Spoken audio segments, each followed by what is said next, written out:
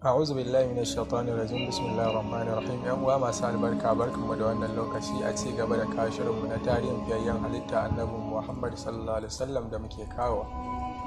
A yau za mu kawo takaitaccen bayani akan abin da ya faru lokacin da manzo Allah sallallahu alaihi wasallam yana dan shekara 35. Ba komai bane face kissar Hajarul Aswad, wannan dutse da ake ta ba mu tarihin sa tun muna makarantun dare ta Islamiyya. Abin da ya faru a wannan lokaci, an samu damuna ta taba ginin Ka'aba wanda ya samu matsala. Larabawa suka yanke hukunci a zo a taro a sake gina Ka'aba, wanda a wannan lokaci suka yi alkawari babu wanda zai kawo wani kuɗi na haram face sai na halal domin a ba da gudunmawa a sake gina Ka'aba. A lokacin da aka gama gina ta, so an zo bacin ɗora dutsen Hajarul Aswad, kowace kabila ta Larabawa sai ta kwaɗayin cewa ita ce za ta ɗora wannan dutse. Aka fara jayayya har yaƙi ya yunkurin kaurewa tsakanin waɗannan kabilu na Larabawa.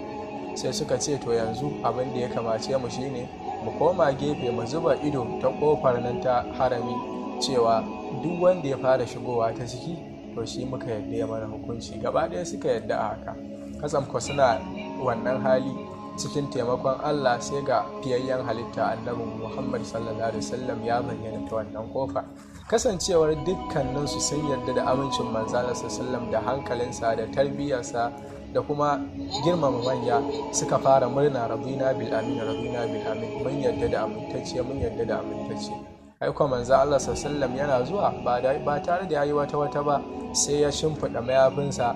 Da ya shimfiɗa mayafinsa sai ya umarci kowace kabila da ta kama kusurwa ɗaya ta wannan mayafin, ya ɗora dutsen akai ya ce su ɗaga shi zuwa sama. Cikin hikimar Ubangiji kuma dama Allah ya kaddara cewa manzon Allah sallallahu alaihi wasallam shi zai ɗora wannan dutsen da hannunsa.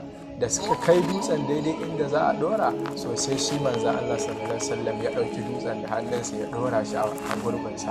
Shikenan suka yi farin ciki, suka yaba da hankali da kuma nutsuwa ta manzon Allah sallallahu alaihi wasallam da hangen nesa da sanin ya kamata sallallahu alaihi wa ala alihi wa sahbihi wa sallam.